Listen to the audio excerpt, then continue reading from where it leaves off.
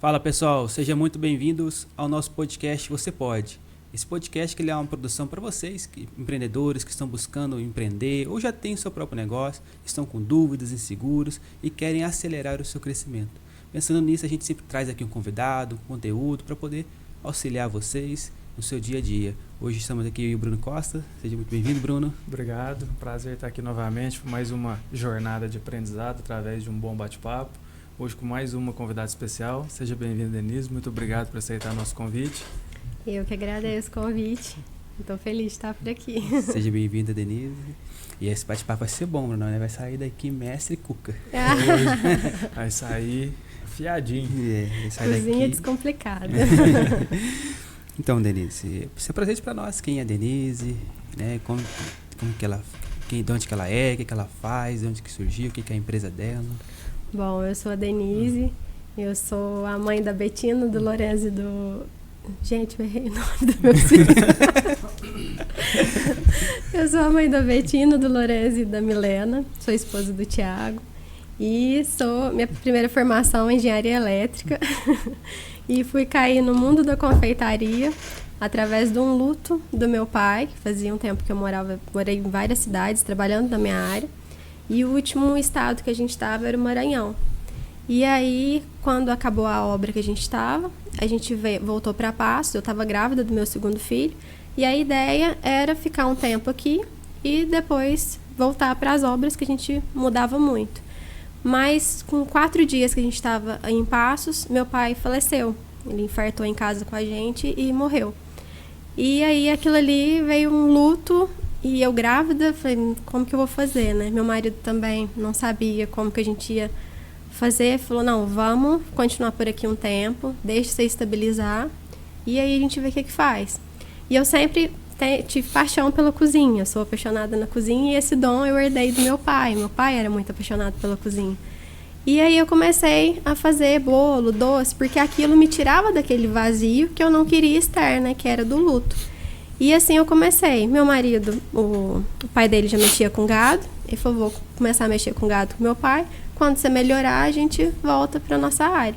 E assim começou. Eu brinco que ele é engenheiro civil, ele é engenheiro fazendeiro hoje, eu sou engenheira confeiteira. E assim foi. Eu comecei a fazer os doces e tudo para ele levar para a fazenda. Até eu fazer o aniversário da minha primeira filha, a Milena, de 2 anos. Aí fiz bolo, docinho e tudo mais. E aí amigos que estavam na festa começaram a falar, faz meu bolo. E aí começou no boca a boca, sabe? Totalmente despretensioso. E aí eu morria de vergonha de postar. Falei, nossa, como é que eu vou postar? Ainda vou voltar para minha área, não é isso que eu quero e tudo. Então os primeiros anos foram super frustrantes, assim. Porque, pô, formei em engenharia elétrica, tô fazendo bolo em casa, tá errado isso, né? Mas foi acontecendo as coisas assim, sabe? Até a minha primeira Páscoa, que foi quando eu consegui ver o resultado daquilo. Falei, opa, dá pra ter um negócio aqui e continuar fazendo uma coisa que eu amo, que era um hobby, mas que podia virar uma profissão. E aí eu comecei a me especializar naquilo. Nessa época eu já tinha os 2 filhos, os filhos pequenos, as vós, que era a minha rede de apoio, que me ajudava muito. E aí foi assim que eu comecei, fazendo os bolos, e no boca a boca, o pessoal começou a indicar. E as coisas foram crescendo. Então, o começo foi assim, uma engenheira que virou confeiteira, né? Aí, daí pra frente, eu vi que era um negócio que podia crescer. E comecei a me especializar mesmo naquilo. Então, fazia tudo quanto é curso que eu podia dentro da minha realidade naquela hora. Então, cursinho de R$5, tudo que eu via, assim, YouTube, cursinho de R$5, cursinho que você comprava produto na Edsul, na Santa Catarina, você ganhava o curso, tudo, eu fazia tudo. E aí a pessoa me ligava, Denise, preciso de fazer um negócio assim, você sabe fazer? Sei, não sabia nada. Corria lá, assistia um vídeo, tentava fazer, dava certo, opa, tá certo aqui. E assim eu fui aprendendo.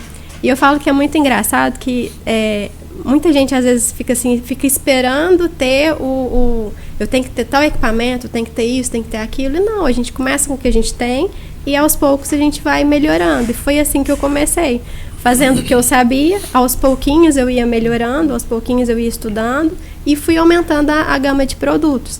Até pegar casamento. Eu falo que eu só não fiz velório até hoje, mas o resto já fazia de tudo, assim.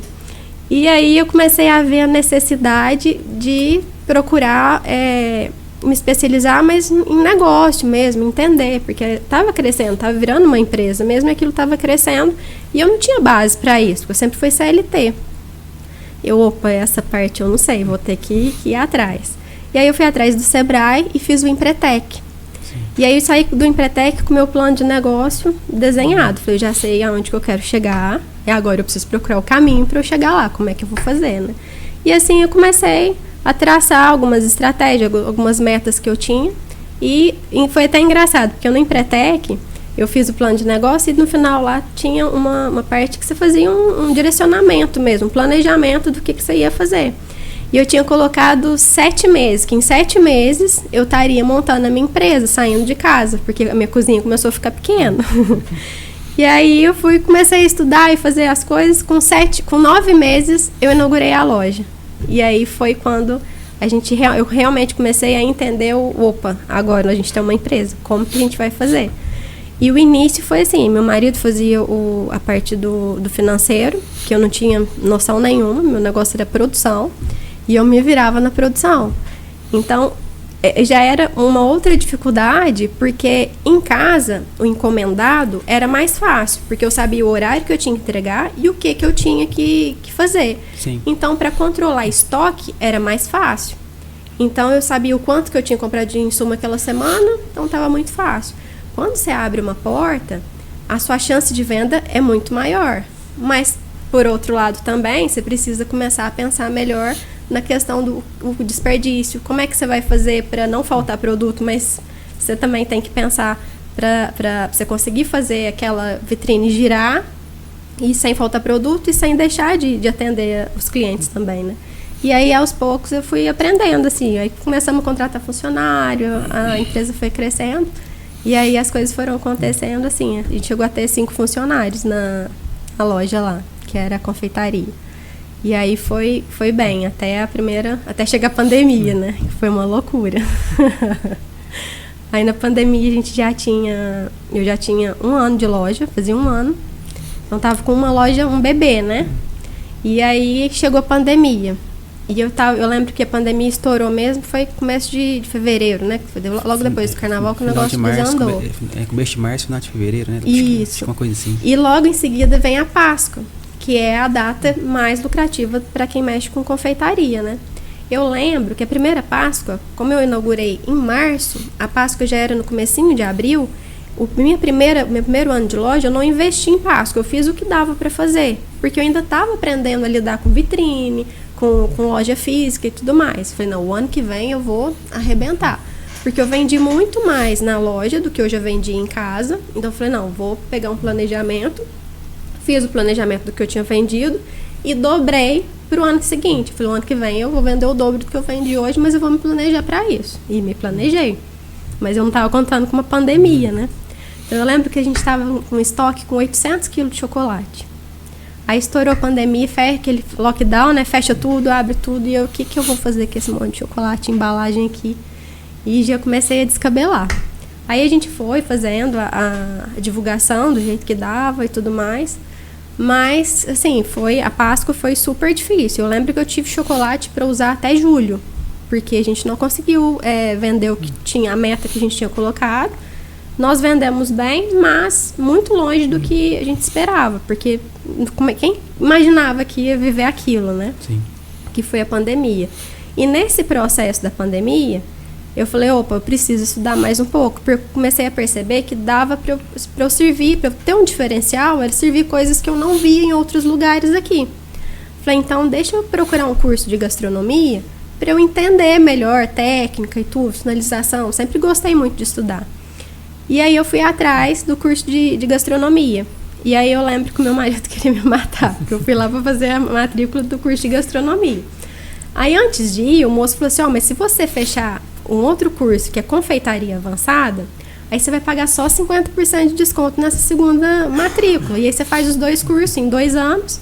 Aí era online, mas tinha as aulas práticas, que é em Franca. Falei, então tá, e aquilo martelando na minha cabeça, né? Eu vou fazer esses 2 cursos.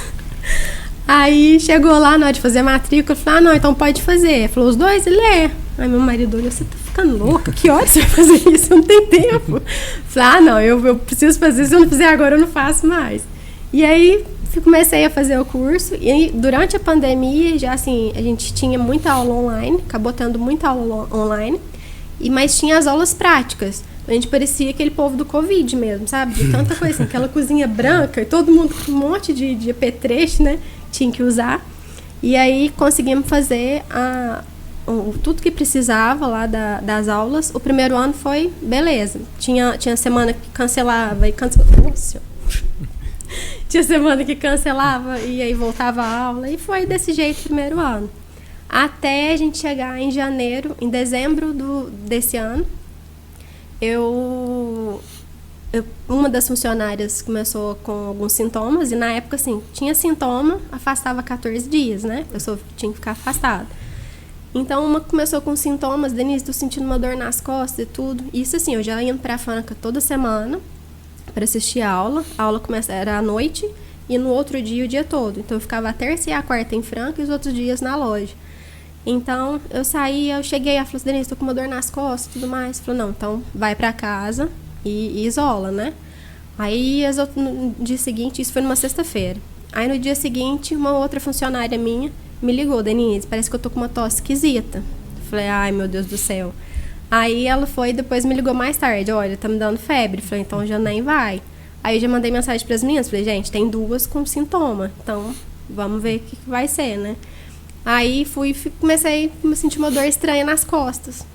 Aí fiz o teste, positivo. Aí já liguei para as meninas, falei, gente, todo mundo vai fazer o teste, porque provavelmente, uma cozinha ela era climatizada, então não tinha janela. A chance de estar todo mundo com o mesmo sintoma era muito fácil, né? E tinha gente que ficava sem sintomas, né?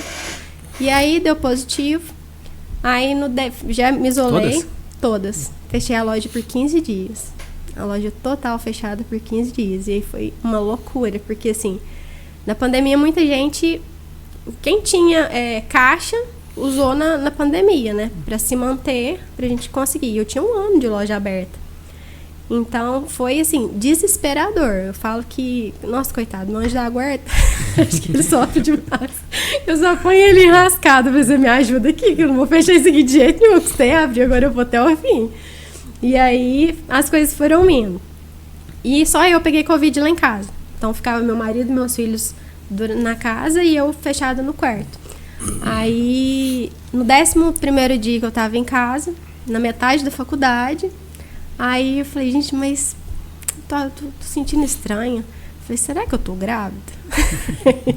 E não, eu esperava, né? Falei, ai, meu Deus do céu. Meu marido, não. Cuida de uma coisa de cada vez.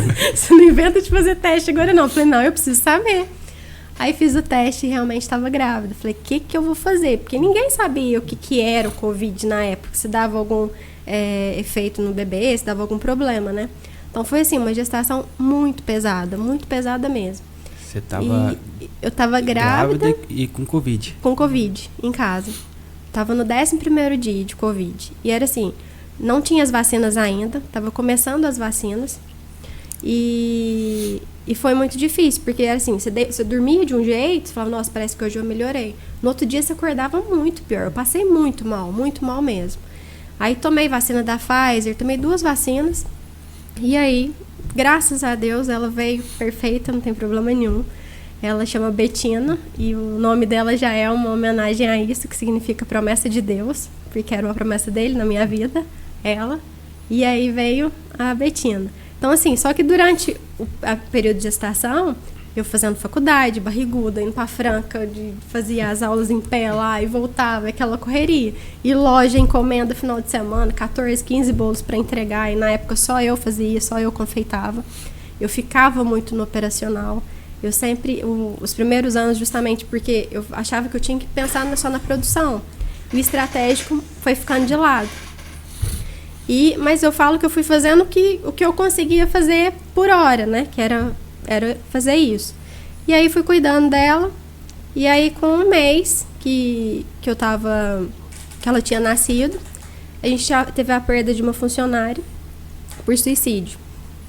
E aí foi muito pesado. O dia assim, falar, não sei se eu quero continuar, não sei se eu dou conta de continuar. E eu lembro que com um mês, eu já na cozinha, voltei para a cozinha, porque ela era meu braço direito lá dentro.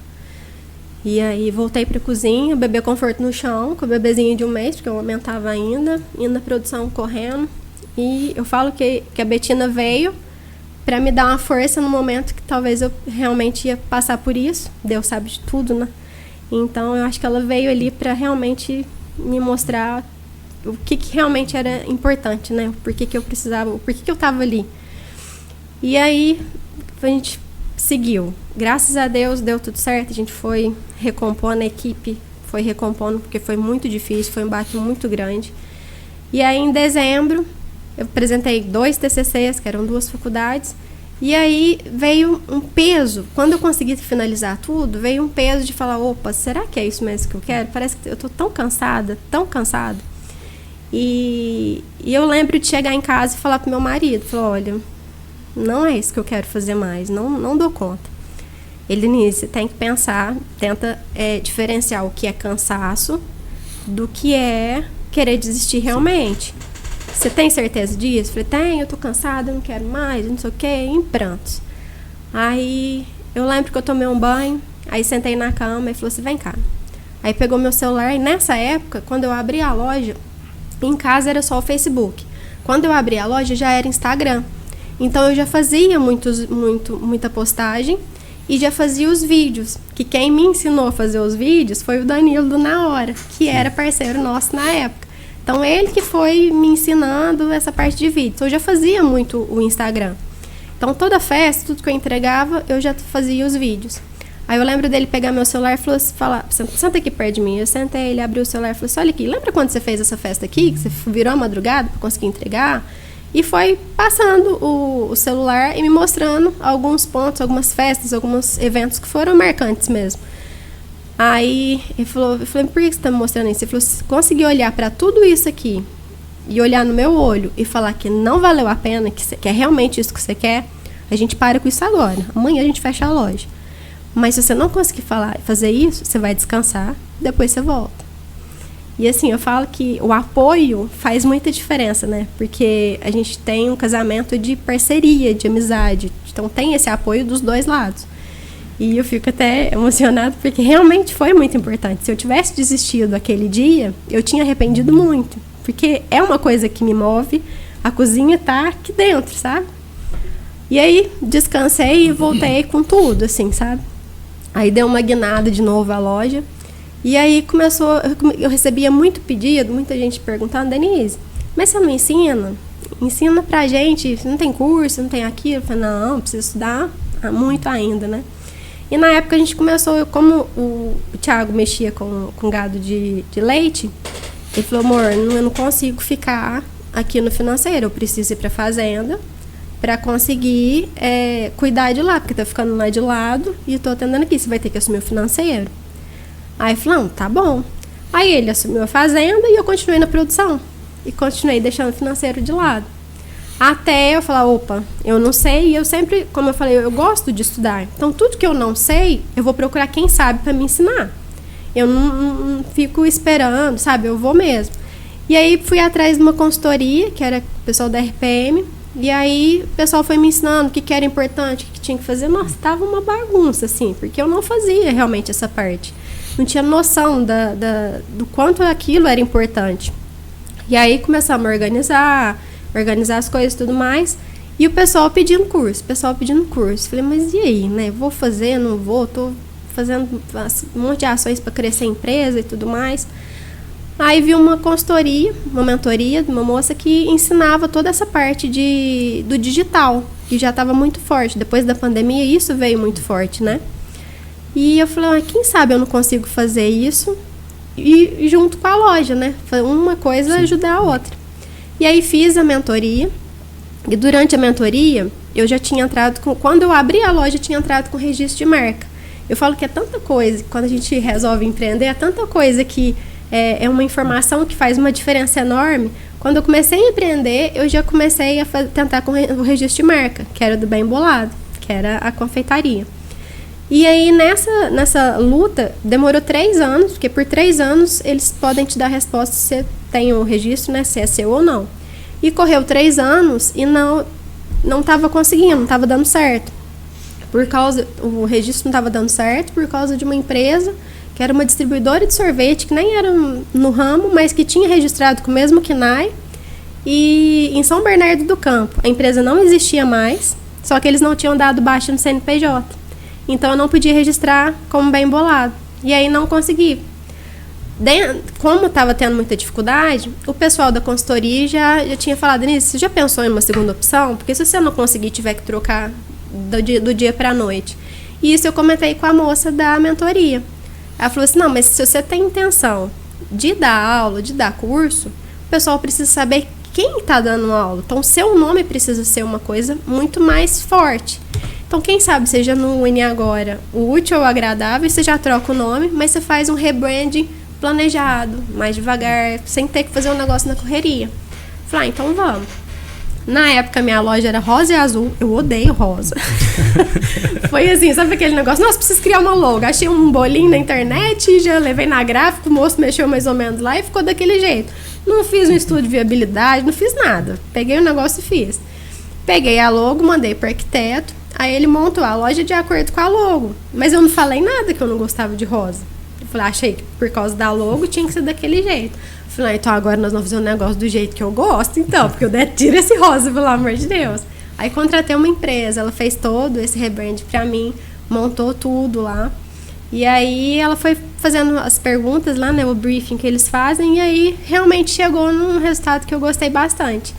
E aí o Denise Lopes, o Lopes, por causa que o Lopes vem do meu pai, e o dom que eu tenho, eu herdei dele, assim, que era ele, que era essa paixão pela cozinha, veio dele. Falei, então vai ser uma homenagem para ele, com Denise Lopes Confeitaria. E aí fiz essa mudança em 2023, em julho de 2023. Eu lembro que o pessoal da consultoria falou, mas você é louca, você vai trocar isso agora, não pode trocar ainda, vamos esperar, vai que dá certo. Eu falei, não, eu vou trocar porque eu tô sentindo que é para fazer dessa forma, eu vou fazer. E eu converso muito com Deus e ele me dá uns sinais, assim, sabe? A gente é parceiro. E aí eu falei, não, é pra fazer, eu vou fazer. Aí fiz a mudança de nome, mas na minha cabeça eu ia conseguir fazer as duas coisas ao mesmo tempo. Mas não dava, porque não dava tempo. Porque a gente vê na internet muito, o pessoal vende muito a ideia de que mexer na internet é muito fácil, você ganha dinheiro muito fácil, é muito simples. E não é. A constância é pesada, é muito difícil você manter a constância ali, que eu acho que hoje é uma das coisas mais difíceis. Com quem você quer falar? O público que eu tinha que falar para os cursos não era o mesmo público da loja. Então, essa persona já começou a conflitar. Falei, como é que eu vou postar um produto? Aí a pessoa vai pedir para eu ensinar, mas aquela receita eu não vou ensinar porque eu só vendo na loja. Porque aí eu vou abrir concorrente. Falei, opa, eu vou começar a entrar em conflito comigo mesmo. Falei, não, eu vou ter que começar a escolher. E aquilo martelando na cabeça. Mas eu deixava de lado. Falei, não, abri a loja, agora eu tenho que estar com a loja. E os 3 filhos pequenos, aquela correria. Então, assim, foi indo, eu fui dando uma esgotada mesmo. Porque eu ficava muito no operacional. Eu não tinha uma facilidade grande em delegar. Isso é extremamente importante para o crescimento de uma empresa, né? Você aprender a delegar. Então, isso para mim foi difícil. Aos poucos eu fui conseguindo delegar, ensinar as meninas. Aí fui direcionando, separando por os processos, que era uma coisa que era extremamente importante, que eu não tinha as coisas totalmente definidas. Então, fui conseguindo arrumar algumas coisas que eu não via, eu não enxergava a necessidade daquilo.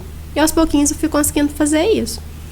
E aí eu comecei a notar que, falei, opa, mas parece que ainda não é isso, né? Fazia os casamentos, fazia as festas e tudo mais, mas ainda estava faltando alguma coisa. Falei, mas parece que eu quero fazer isso, eu quero tirar esse projeto do papel. E aí sempre estudando, fazendo outros cursos para aprender isso. E aí eu lembro que eu fui levar a minha filha, ela foi convidada para participar da fanfarra. Uma coisa muito simples, mas era o penúltimo ano dela na Francina, ela estuda na Francina hoje. E eu não ia ver, porque eu tinha um casamento lá na Canastra, lá na Serra da Canastra, que eu tinha que montar o bolo. Eu lembro de deixar ela chorando, em prantos, na escola, que eu não ia assistir. O primeiro desfile dela e eu não ia estar ali, porque eu tinha que ir para entregar o bolo que conflitava o horário. E eu lembro que eu fui chorando, levar esse bolo pro casamento, porque eu não ia ver ela. E aí, à noite, já ficou aquilo de novo. Falei, opa, mas se esse novo projeto, que é o digital, eu vou conseguir estar mais próximo dos meus filhos e, ao mesmo tempo, escalar a minha empresa. Eu consigo chegar a mais pessoas, que uma coisa que talvez a loja física eu vou demorar muito tempo para conseguir isso, talvez nem consiga chegar a tanta gente assim, né? E pelo digital hoje a gente chega em lugares que a gente nem imagina, né? Falei, quem sabe não é por aí. Mas eu ainda não conseguia tomar a decisão. E aí pedia muito para Deus me iluminar e tudo. E aí ele foi, acho que foi mostrando, mas do jeito dele. Então, assim, 2024, eu falo que foi o ano que eu mais tomei porrada na vida. Foi o ano passado. Em maio, a gente foi para uma feira de confeitaria em São Paulo. E na ida, em Campinas, a gente sofreu um assalto muito pesado, com agressão e tudo, levaram tudo. A gente ficou a pé na estrada. E aí foi assim, aquilo pra mim já foi uma virada de chave. Sabe quando parece que você vai ficar insistindo nisso? Não é por aí? Eu senti aquela mensagem no coração. E aí, falei, ai meu Deus, continuo. Deu tudo certo, graças a Deus. Eles abandonaram o carro no dia seguinte, num outro lugar. A gente conseguiu recuperar o carro, mas tudo que tava dentro foi, né? Aí, aquilo me deu uma baqueada de novo no psicológico. Falei, opa, é isso que você quer, aquilo ficava martelando. E a minha mãe adoeceu, minha mãe tá com Alzheimer, e quem tem uma pessoa com Alzheimer em casa tem noção do que eu tô falando, porque assim, a pessoa que tem Alzheimer, ela não tem noção do que tá acontecendo, então ela não vê que ela tá esquecendo, ela não vê pelo que ela tá passando, mas quem tá em volta e conhece a pessoa forte, independente, minha mãe lia um livro por semana, professora, e hoje ela não lembra coisas simples assim, sabe? Então é muito triste. E aquilo me baqueou mesmo. Falei, eu preciso estar mais uma vez, eu preciso estar mais próximo da minha família, preciso estar mais próximo da minha mãe. E ao mesmo tempo eu preciso seguir com a minha empresa de alguma forma. E aí começou as crises de ansiedade. E aí comecei a conversar com a psicóloga e eu não esqueço da frase que ela falou pra mim. Ela falou, Denise, tudo que te tira a paz tá na hora de se tomar decisão. E eu fiquei com essa frase na cabeça. Falei, será que não tá na hora de eu tomar a decisão? Aí falei de novo com meu marido. E aí dessa vez eu acho que ele sentiu também que aquilo não tava tão leve mais. Eu falei, Thiago, eu acho que é isso que eu quero fechar a empresa. Na época eu não tinha coragem de falar, eu demorei 2 meses para conseguir falar isso em voz alta. E aí eu falei, não, eu vou pausar a empresa. Eu lembro que o pessoal da consultoria falou, não existe pausar a empresa? De onde você tirou isso? Isso aqui? Eu falei, não, mas eu vou pausar. Vou mandar todo mundo embora. E fica eu mais uma funcionária. E aí eu vou continuar só com as encomendas. Mas a loja física, o ter que ter aquela vitrine enorme, eu não vou continuar com isso. E eu acho que vai dar certo desse jeito. Aí mandei as meninas, expliquei para as meninas o que era e tudo mais. E aí segui. Chegou em dezembro, as crises de ansiedade ainda continuaram. Quando eu pegava um bolo pequenininho, tipo assim, era um bolo que eu fazia de olho fechado. E assim, a mão tremia, aquela batedeira no coração. Falei, gente, o que é isso daqui? Aí falei, não, eu vou parar com tudo e eu vou enfiar a cara nesse outro projeto que é o que meu coração tá pedindo tanto. E aí me encerrei, falei, olha, não vou fazer mais encomenda. E aí falei com meu marido, falei, o que você acha? Ele falou, faz o que você vai ficar melhor. Eu tô vendo que você não tá bem. E eu já tava tomando 3 remédios tarja preta. Falei, não, isso não vale a pena. Minha família precisa ser minha prioridade. E eu estando mais perto deles, eu vou estar mais tranquila, eu vou estar mais em paz e eu vou conseguir fazer meu trabalho muito melhor. E assim eu comecei. E aí eu já tinha uma outra mentoria que eu estava fazendo, justamente nesse sentido. E aí falei, não, tá, agora vamos pôr a cara para jogo e vamos começar a fazer o que eu preciso fazer. Sim. E assim foi quando eu comecei a fazer os vídeos de receita. Então, assim, o primeiro mês, tudo que eu postava, o pessoal mandava mensagem, quanto que é isso? Quanto que é aquilo? Porque realmente o público que eu tinha era justamente um público para produto físico. Não era um produto que me enxergava como uma possível professora. Diferente. Muito diferente. E aí eu comecei a trabalhar essa persona, trabalhar essa maneira de me apresentar, a maneira de me posicionar ali em relação a isso. E aí, já como Denise Lopes Confeitaria, eu comecei a realmente direcionar. O legal é que como eu sou apaixonada pela confeitaria, mas eu sou apaixonada pela cozinha em geral. E com a loja física, eu não podia ensinar uma coisa que eu não vendia na loja. Não podia postar alguma coisa que eu não vendia lá na loja. E assim, quando eu comecei a poder postar costela, tô fazendo uma costelinha, tô fazendo uma coisa diferente que fugia totalmente da confeitaria, tava tudo certo. E aquilo foi me dando uma leveza, falando, nossa, eu tô fazendo o que eu amo, trabalhando no que eu amo, e perto, tipo assim, eu tava cozinhando e tava os filhos correndo aqui embaixo, sem ninguém ver na frente da câmera. Então isso foi muito legal, assim, sabe? Hoje eu falo que eu tô muito feliz, e começando uma nova profissão, uma nova área, que eu tenho certeza que vai dar tudo certo, porque Deus ele me mostra os caminhos, eu tenho certeza que vai dar certo. E é o digital agora, não mais a loja física. Certo. Você é daqui? Sou daqui de Passo. E como que foi, e como que é, assim, essa questão que você falou que seu pai vivia viajando e você acompanhou ele depois? Não, eu e meu marido viajava muito por causa das obras. E vocês dois que faziam a viagem, aí seu pai veio falecer, você voltaram? Isso, a gente morou, eu fui embora de Passos em 2003, que eu fiz faculdade em Barretos, formei em Barretos. Fui embora em 2003, não voltei mais para Passos. Aí eu voltei para Passos em 2015, que foi o ano que meu pai faleceu. Só que eu acabei a faculdade, de lá já fui para São Paulo, de São Paulo eu fui para o interior de Minas, perto de Ouro Preto, Mariana ali, uma cidadezinha que chama Santo Antônio do Grama. Trabalhei lá no Mineroduto, meu marido também trabalhava na obra. De lá ele foi transferido para o Pará, aí eu terminei a obra que eu trabalhava, estava grávida da minha primeira filha e meu marido já estava no Pará. Aí assim que nós fechamos a obra que eu trabalhava, eu mudei para o Pará. Do Pará a gente mudou para o Maranhão, foi transferido para outra obra, então a gente mudava muito.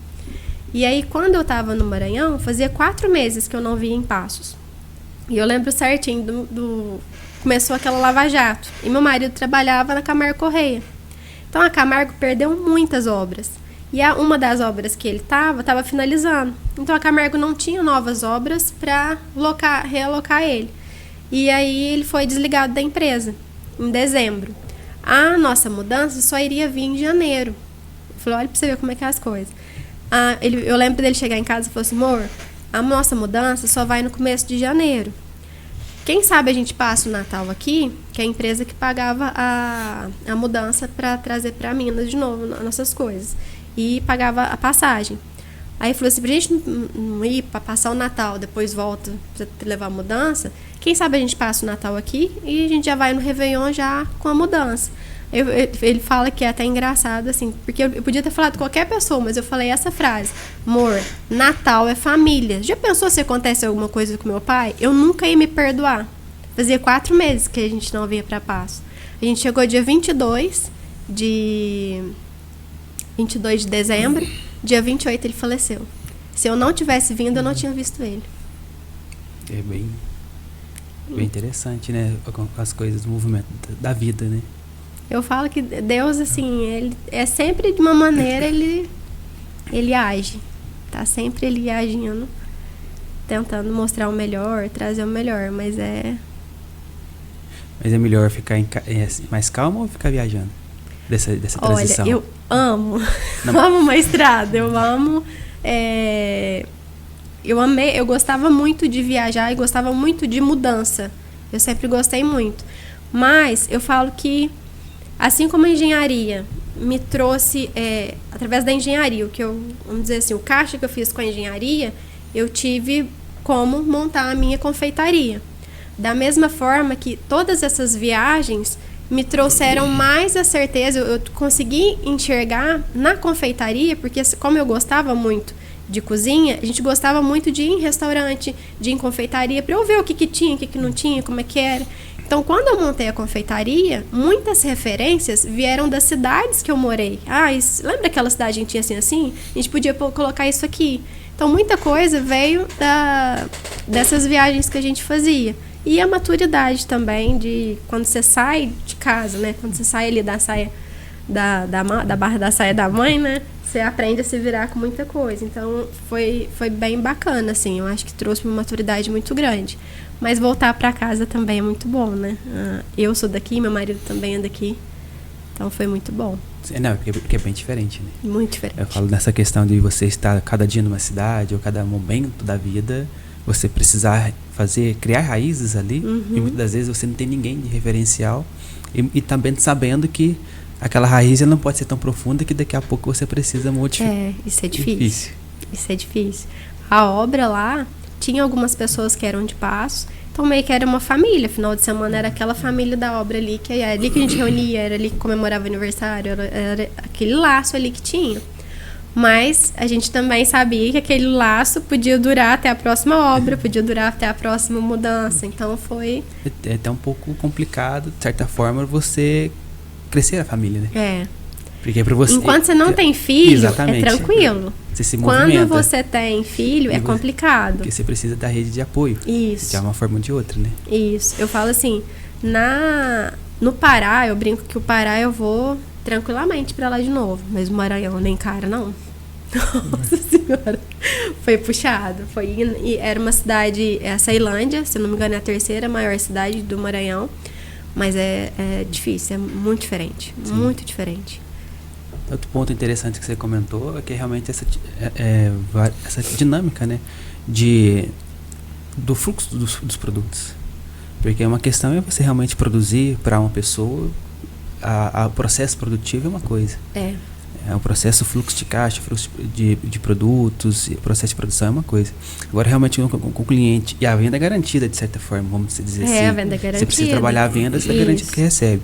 Agora, o momento que você precisa realmente criar a vitrine, e mais entre aspas, vamos dizer assim, você não sabe se vai vender, aí você tem que dosar a quantidade do produto para não ficar tanto tempo na vitrine. Isso. E também não produzir tanto, não faltar, né, para não vender da noite pro dia, vamos dizer assim. Isso. E nem também ficar muito tempo ali exposto, porque principalmente o produto é perecível. Essa é uma questão grande, assim, muita coisa eu fui aprendendo aos poucos, né, na produção mesmo, processo de otimizar mesmo a produção, processo de congelamento que te dá uma validade maior nos produtos. Então, muita coisa a gente conseguia ajudar, mas, por exemplo, um produto que tem morango, que é extremamente, assim, vende demais, mas é extremamente perecível. Morango é 24 horas. Então, teve produtos que eu sabia que era muito bom, mas, tipo assim, às vezes, dois que ficava ali na vitrine, meu lucro estava ali. Se eu não vendesse aqueles ali, tipo assim, não tinha me valido a pena eu ter feito aquele produto. E o cliente chega lá, já olha na vitrine, de que dia que é?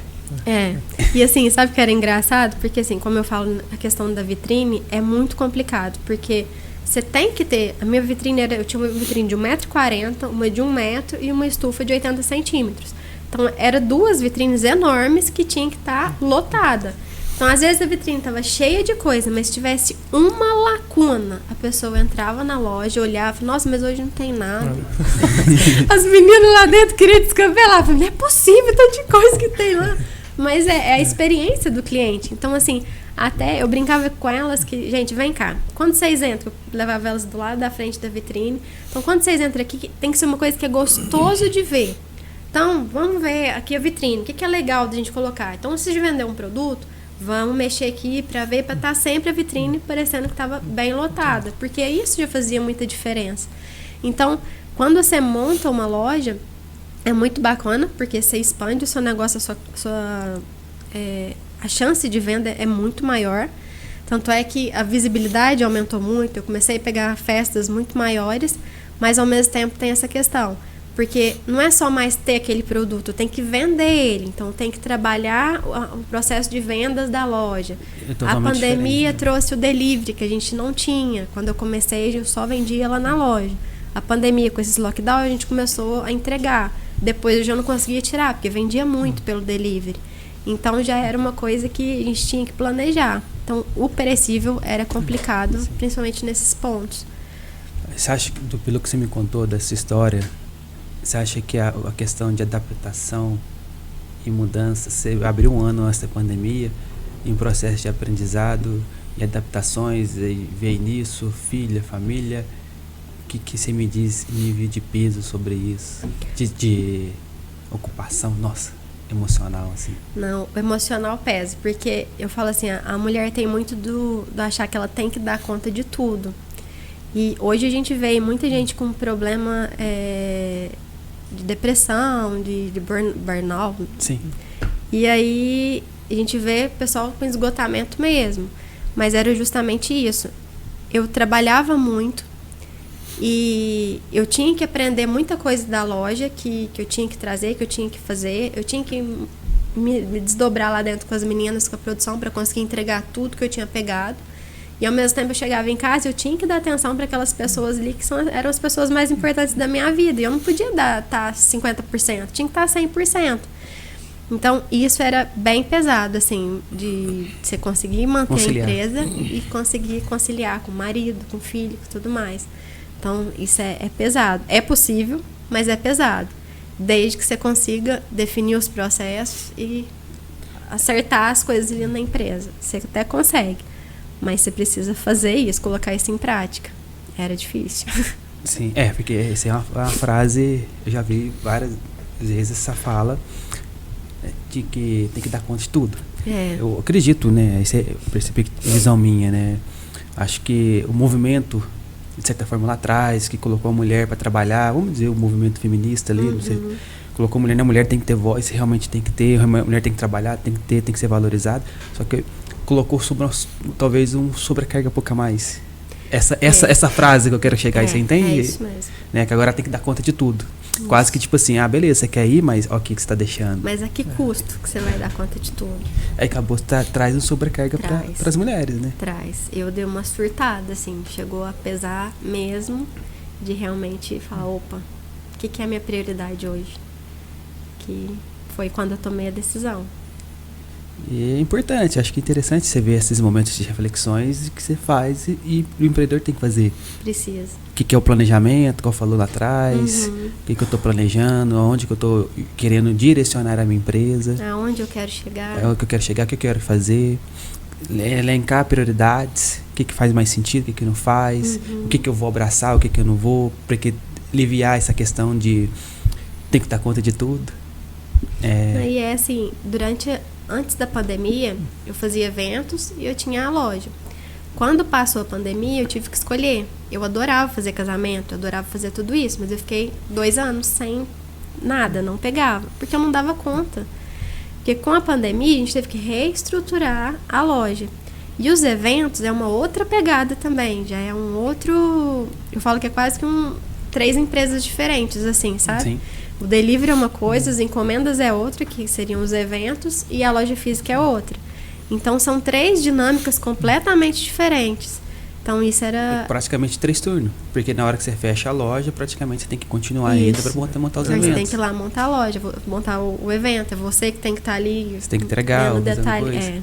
E difícil. evento é que a gente já entrevistou pessoas que trabalham com evento, faz evento, ele no ao vivo. O erro ele tem que ser mínimo, porque não pode... Não dá pra tem que consertar. ser quase que imperceptível. Só a gente que domina aquilo que a gente está fazendo pode perceber o erro, não deixar ele transparecer para quem está do outro lado. A pessoa que tá no evento não pode perceber de nada, então tem que dar tudo certo. Então era tipo isso, fechava a loja, no sábado eu fechava a loja às 4 horas. 4 horas eu já tava com as caixas tudo pronto de doce para transportar, para chegar nos lugares, para começar a fazer a montagem da loja. Chegava em quase 8, 9 horas que eu tinha terminado de entregar o casamento. Falei, agora posso sentar na cama. Mas é tipo isso. É assim, muito, muito, muito gratificante quando você vê tudo pronto. Você fala, caramba, foi a gente que fez isso tudo. Eu fazia as fotos, falei, gente, olha o casamento que nós entregamos. Nós somos foda. Mas ao mesmo tempo, eu tinha hora que eu falava, meu Deus do céu, será que eu vou dar conta? Meu Deus do céu, amanhã eu tenho que fazer isso ainda. Será que vai dar? Então dá aqueles momentos de, meu Deus, o que eu faço? Mas vai dar tudo certo, sabe? Você tinha que conseguir controlar essas duas partes. Sim.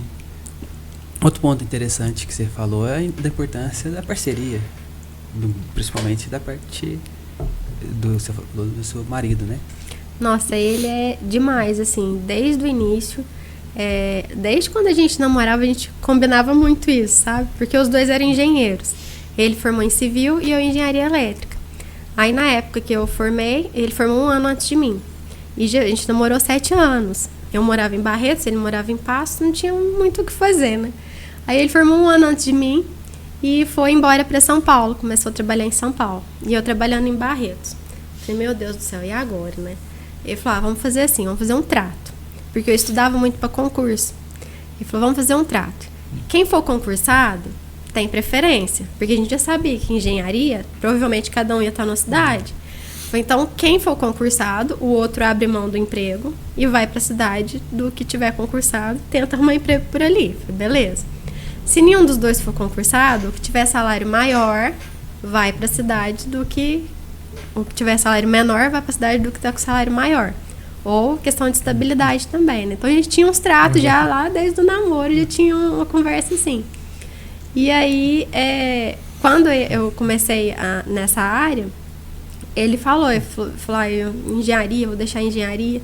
Ele falou, não, mas quem sabe dar certo, vai, tenta, vamos, não sei o quê. Então, ele sempre incentivava, sabe? Ele falou, não, mas você faz muito bem, a gente já tá por aqui mesmo, vai que dá certo. Então, se tinha feira, disse assim, vamos comigo. Ele ia, entrava dentro do carro e fui em feira em São Paulo, fui em feira em BH. E ele ia, me mostrava. Então, ele sempre foi muito, muito parceiro, assim. Eu sou muito grata por tudo, assim, que a gente vive junto, porque é realmente uma parceria. Isso é muito importante no relacionamento.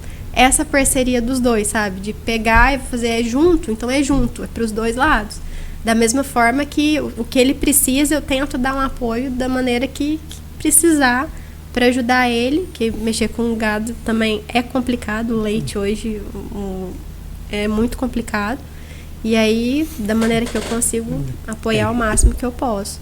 Que leite também não tem feriado, tem não tem folga, não tem nada. A vaquinha não para de jeito nenhum. Sim. Todos os dois ramos acaba sendo muito, entre aspas, assim, desgastante. Estou até sem as aspas, né? Mas realmente é desgastante. Então, realmente demanda para vocês um alinhamento ali dentro dessa parceria, desse relacionamento, que vai fazer sentido para a família. Isso. E para os negócios. Principalmente se a gente for entrar dentro de qualquer linha de conhecimento, a gente tem uma infinidade. A gente costuma dizer que a gente estuda e ainda morre burro. Não sabe nada. Não sabe nada. Então a gente tem que bastante cautela quanto a isso para poder definir o que a gente vai aprender e vai aplicar. Né? É isso mesmo. Senão a gente vai se perder, né? É isso mesmo. E eu acho que o empreendedor, talvez, por falta de fazer isso, talvez lá no início que você falou que às vezes na ânsia ou na insegurança não começa o negócio porque acha que tem que estar tudo pronto. Né? Não, tem que estar tudo pronto. O processo é muito bonito, porque é o processo que te molda. É ali que você está aprendendo.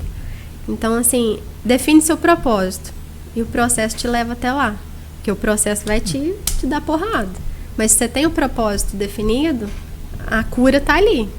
O processo te bate, o propósito te cura. Eu acho que é muito isso. Porque, principalmente durante esse processo e onde a gente trabalha, às vezes nem sempre com todas as ferramentas que a gente gostaria, onde a gente mais aprende. E aprende a valorizar aquilo que faz e aprende a programar para ter aquilo ali, melhorar o negócio, aperfeiçoar a forma de trabalhar, para a gente poder conseguir chegar nesse nível de excelência que a gente tanto busca. E é isso mesmo. Mas se a gente for esperar ter toda uma estrutura pronta, a gente nunca começa. Você não faz. A gente não faz. Você não começa. E é exatamente isso.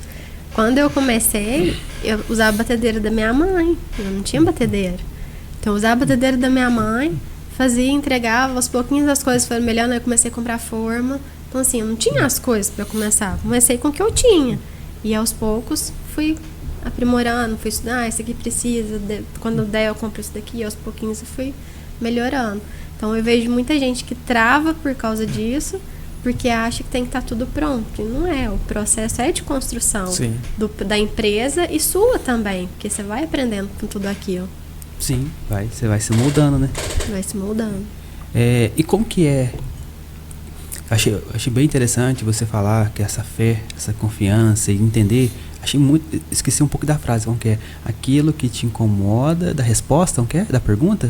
Tudo que te tira a paz, está na hora de tomar decisão. Isso é importante. É muito importante. Foi a frase que me fez virar a chave no ano passado. Falar, opa. Que te tira o sono ali, é porque realmente você tem que dar uma resposta. Sim ou que não. Isso é importante as pessoas conseguir enxergar aquilo ali, conseguir realmente tomar a decisão em relação àquilo. Eu vejo muita gente, às vezes, insistindo numa coisa que tá vendo, às vezes, por comodismo, às vezes fala, não, mas vai dar muito trabalho ter que fazer de novo. Então, assim, às vezes deixa de viver o extraordinário, deixa de viver uma coisa que muito melhor do que aquilo, de medo de arriscar, de medo de tentar viver aquilo, né? Porque fica ali sofrendo com uma coisa que tá tirando a paz, tá tirando o sossego. De repente já é ali uma mensagem, fala, opa, não é por aí, de repente não é para ir, vamos recalcular a rota. E às vezes não faz, né? E correndo um sério risco de viver uma vida frustrada, Isso. às vezes até adoecer porque não está feliz fazendo aquilo, mas não consegue enxergar que precisa mudar essa rota. Igual você falou, por comodismo, por qualquer outro motivo que seja, mas ele prefere ficar estagnado ali porque ele tem medo da mudança. Mas talvez essa mudança é que vai nos trazer os novos desafios, nós vamos nos encontrar, atingir outros propósitos, que às vezes passar mais tempo com a família, manter a empresa saudável também, mas com mais tempo, com mais qualidade de vida. Isso. É essencial também saber detectar esse momento que a gente precisa virar a chave. Não, aí você falou do medo. O medo, ele é muito importante, porque ele faz você calcular aonde você está indo, sem só ir, né? Mas ao mesmo tempo ele não pode te travar. Você não pode deixar ele te travar.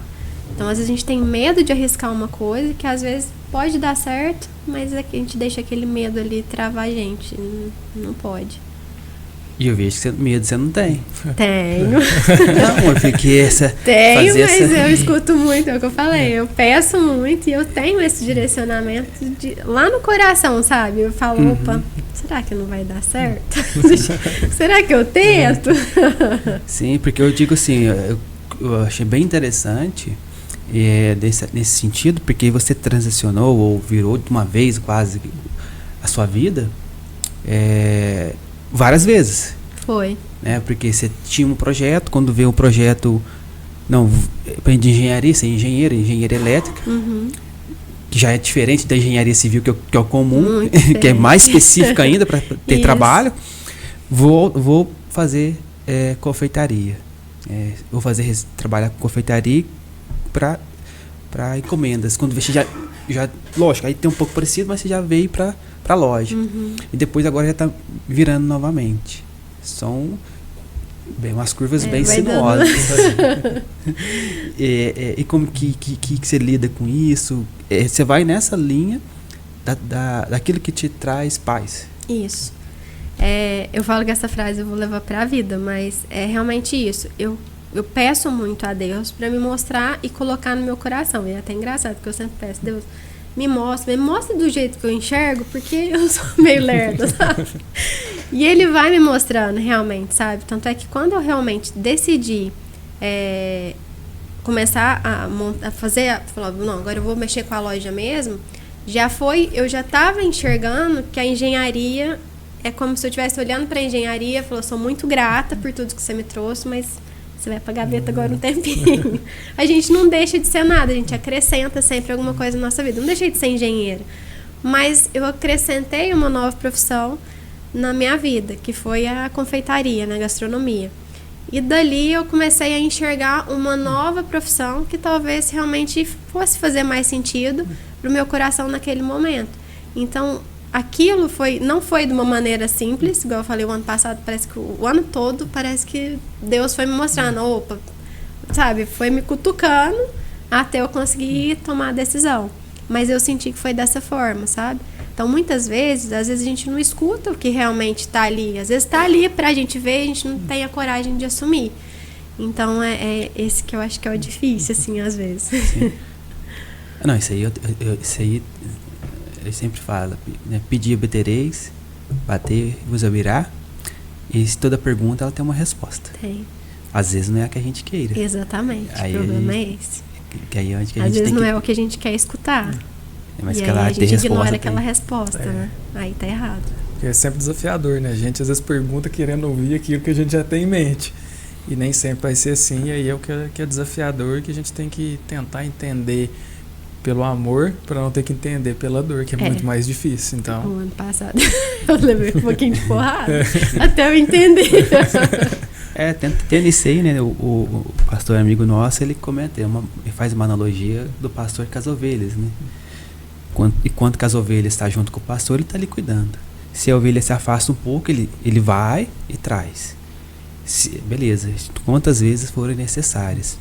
Mas se a ovelha começar a se afastar demais, se afastar demais de uma maneira que ele perca o contato com o todo, aí ele manda o cachorro.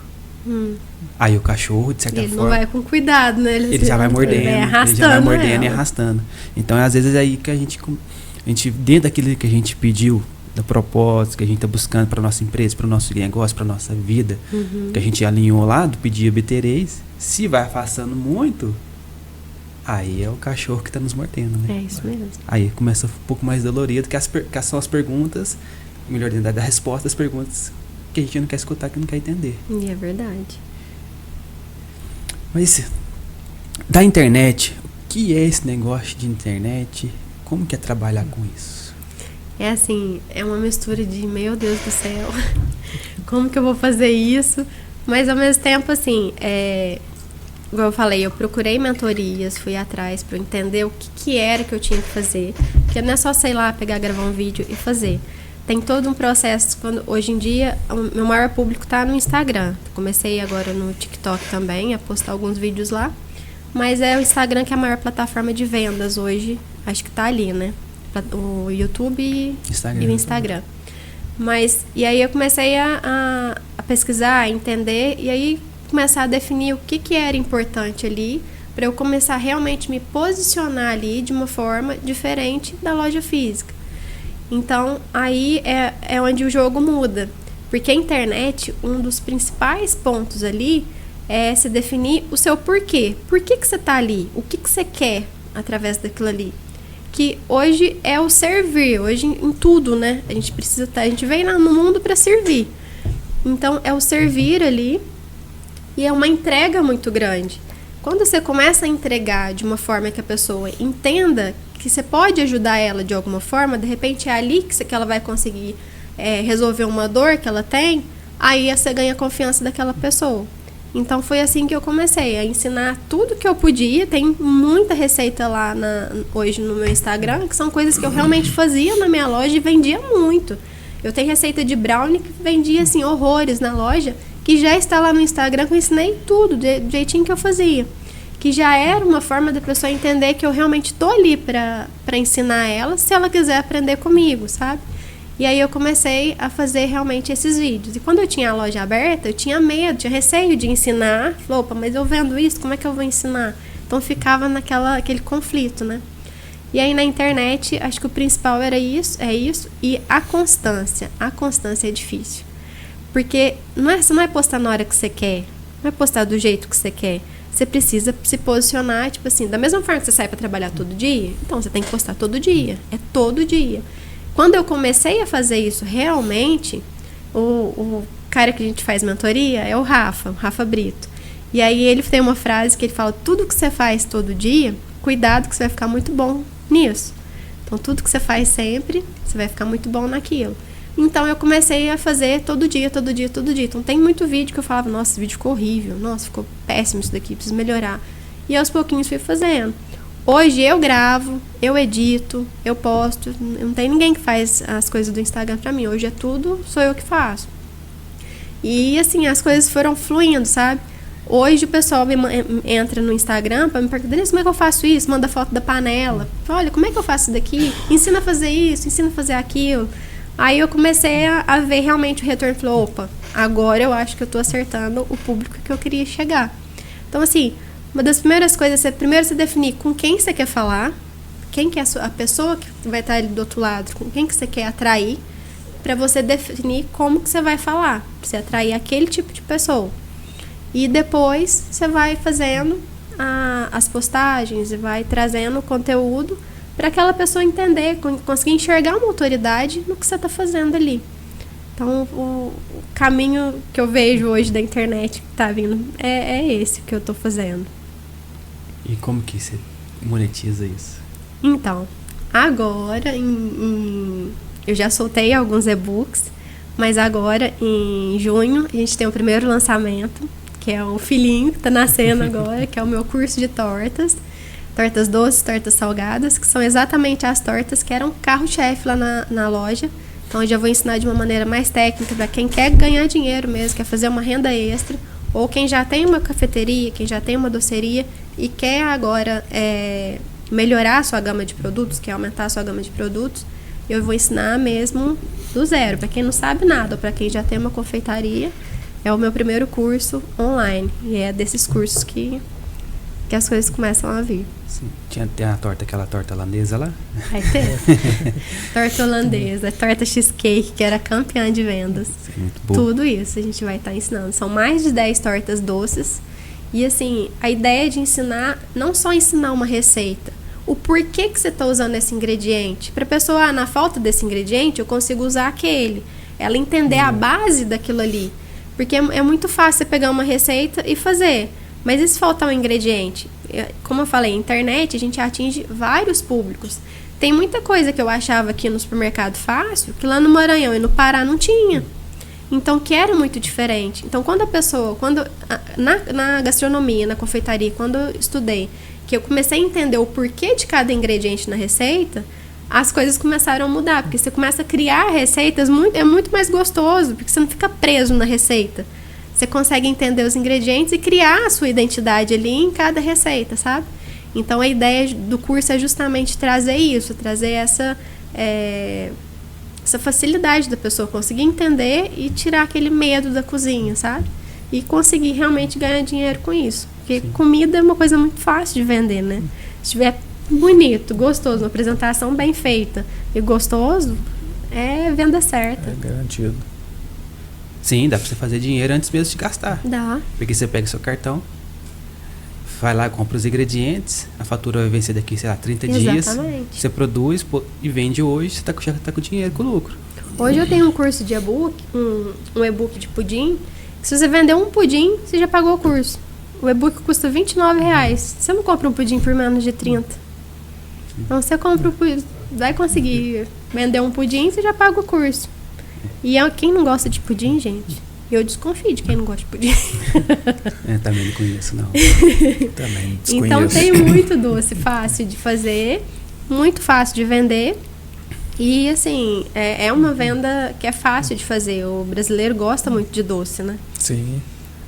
É uma maneira também, às vezes, da pessoa que, mesmo que não é profissional, mas ele gosta de fazer alguma coisa ali em casa e está aprendendo, está levando variedade também, ocupando o tempo dele. Então é uma iniciativa bem interessante.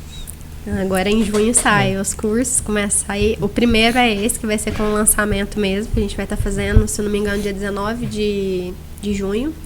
Mas já tem um curso saindo do forno que é de comida caipira, para quem quer aprender doce de leite caseiro mesmo, requeijão de corte. Teve um tempo que antes de eu começar mesmo com os bolos, eu fazia requeijão de corte em casa. Meu marido mexia com leite, eu já trazia o leite para mim e eu já fazia.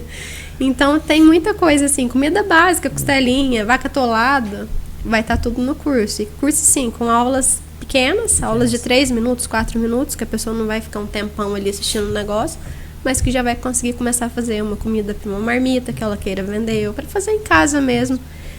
Sim, e até mesmo nessa questão do cozinhar, de preparar o alimento, com a vida corrida e com essa questão do fast food, muitas pessoas estão perdendo essa habilidade. É verdade. Hoje, poucas pessoas sabem ali preparar coisas simples. Seja um macarrão, o almoço do dia a dia nosso. Não, aqui. e que é coisa mais gostosa do que você preparar a comidinha ali, fresquinha, e comer. Não tem coisa melhor não, gente. E você entender o processo, facilita bastante. Facilita sim. E assim, é um projeto que tá saindo do forno e que tá assim, meu coração tá ali dentro, sabe? Porque é muito gostoso de cozinhar. E a maneira, a ideia é justamente trazer uma cozinha descomplicada, uma coisa fácil de fazer e acessível para todo mundo. Depois também poderia migrar isso para uma imersão ou você fazer um presencial. A gente tem um projeto de mentorias também, que também sai ainda do papel esse ano, que seria já uma coisa mais próxima, mais perto da pessoa, de conseguir realmente ajudar a pessoa que já tem um restaurante, que é uma ajuda, uma consultoria mais de perto, a gente vai ter esse produto também. Então foram 7 anos mais ou menos. De loja aberta foram 6 anos. Mais 3 em casa. Então 9. 9 anos aprendendo, se dedicando. 9 anos me dedicando muito, assim. Muito mesmo, de coração. E hoje eu amo o que eu faço. Mas valeu a pena. Valeu. Todo esforço, toda dedicação. Valeu, sim. Ainda assim, na hora que o seu marido mostrar a foto lá, ainda a resposta é positiva. Só tá fazendo de maneiras diferentes. Exatamente. E assim, foi até engraçado, porque quando eu falei dessa última vez, falei, olha, eu quero fechar, ele falava, Denise, eu não via mais brilho nos olhos quando você falava da loja, mas quando você falava dos cursos, era diferente. Então, ele não insistiu. É o de conhecer mesmo, né? De estar ali e realmente enxergar a pessoa. Muito bom. Pra gente encerrando, Denise, dentro dessa mensagem, dessa jornada sua, o que você deixaria pro público nosso? Eu acho que acredita nos seus sonhos, planeja, que é possível e o processo faz parte. A gente não deixar de fazer as coisas esperando só no objetivo. Pensa que o processo vai te moldar para você chegar até no objetivo. Mas defina o seu objetivo, porque é mais fácil de você conseguir caminhos para você chegar até lá. Quando a gente não tem um objetivo, qualquer caminho serve, né? Não tem um lugar para chegar, qualquer lugar serve. Aí a gente cai na cilada de reclamar, né? Mas quando a gente define o que a gente quer, qual que é o nosso propósito, o processo faz parte. Com certeza. Então, quero agradecer você, a sua história, por ter aqui contribuído com a gente, com o nosso público. Muito bom, muito gratificante. Meus parabéns. Eu que agradeço pelo convite, fiquei muito feliz de estar aqui. E obrigada. Obrigado por ter disponibilizado esse tempo para contar a sua história, história inspiradora, história de empreendedorismo. E muito obrigado. Eu que agradeço. Sim, pessoal, quero agradecer mais uma vez a vocês por estar nos acompanhando, compartilhando o nosso conteúdo. Então já curte esse vídeo, se inscreve no nosso canal para vocês terem histórias inspiradoras assim que a gente publicar, que vai trazer para vocês uma inspiração, uma motivação para vocês aplicarem no negócio de vocês, auxiliar na tomada de decisão. Como que é a frase de novo que eu esqueci, da paz? Tudo que te tira a paz está na hora de tomar a decisão. Então talvez aí você está com dificuldade na sua empresa, assim, sem conseguir virar para lá ou para lá, tirando o seu sono. Então calme, que a resposta está aí, que a resposta vai vir e você vai conseguir solucionar o problema que você está enfrentando hoje. Então agradeço mais uma vez. Esse conteúdo aqui é produzido pela B2B Contábil, a contabilidade da micro e pequena empresa que busca auxiliar a micro e pequena empresa a tomar decisão e prosperar cada vez mais, com a direção e a gravação do Juliano Mexerica aqui no Estúdio Casebre. Então, até o próximo podcast, um grande abraço e até mais.